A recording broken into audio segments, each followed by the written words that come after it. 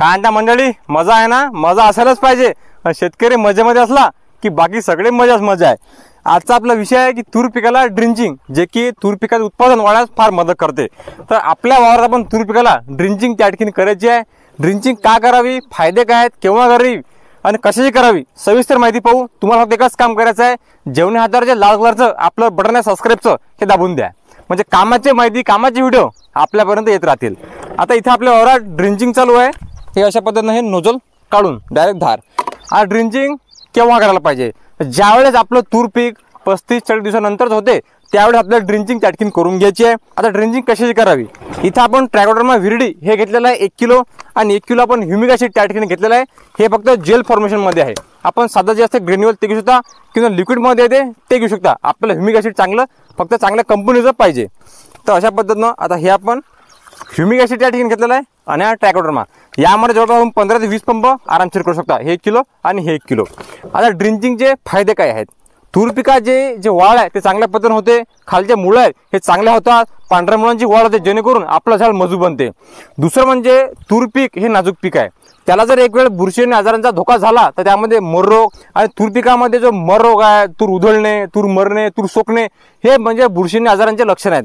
त्यासाठी आपल्याला Trichoderma viride हे जे जैविक बुरशीनाशक आहे याचा वापर त्या ठिकाणी करायचा आहे. आता हे ड्रिंचिंग आपण कशी करावी ते आपण पाहणार आहे. चला, सगळे पंप आपण त्या ठिकाणी भरून घेतलेले आहेत आणि पंपांचं जे नोजल आहे हे नोजल आपण काढून घेतलेलं आहे. डायरेक्ट आळवणी ड्रिंचिंग त्या ठिकाणी आपण करतो, यामधून डायरेक्ट धार येतात. सगळ्याच पंपाचे नोजल आपण काढून घेतलेले आहे.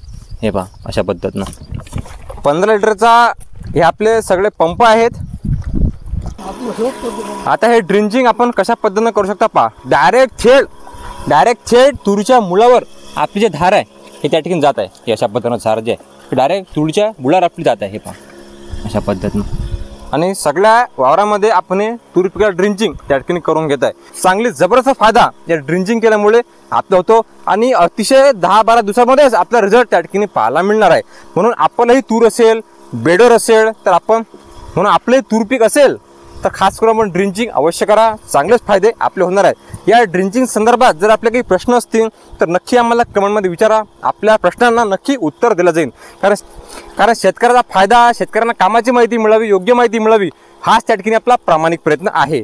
म्हणून आपल्याला फक्त एकच काम करायचं आहे की आपल्या समोर जे बटन आहे लाल कलरचं सबस्क्राईबचं, हे बटन आपण दाबून द्या. म्हणजे आपल्याला अशाच प्रकारचे कामाची माहिती लवकर आणि कमी खर्च शेती हे व्हिडिओ आपल्यापर्यंत येत राहतील. चला, धन्यवाद शेतकरी बांधवांनो. आता आम्ही संपूर्ण ड्रिंचिंग जे आहे त्या ठिकाणी करून घेणार आहे. आपण परत भेटू नवीन व्हिडिओमध्ये. हे पहा पूर्णपणे डायरेक्ट तुरीच्या मुळावर हे धार पडत आहे.